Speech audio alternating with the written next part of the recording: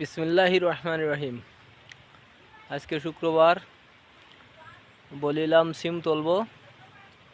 এই যে আমার গাছের সিম, আলহামদুলিল্লাহ। এই তিনটে দাঁড়াইছে থলি, এটা দাঁড়াইছে তিনটে, এই যে, আর এটা দাঁড়াইছে একটা, এই আর একটা,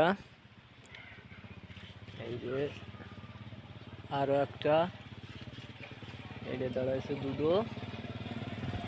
আলহামদুলিল্লাহ, আজকে বিসমিল্লাহির রহমানির রহিম সিম তোলা শুরু করলাম। আজকে শুক্রবার, পয়লা দিন বউনি করলাম। সবাই দোয়া করবেন যেন ভালো ফলন হয়।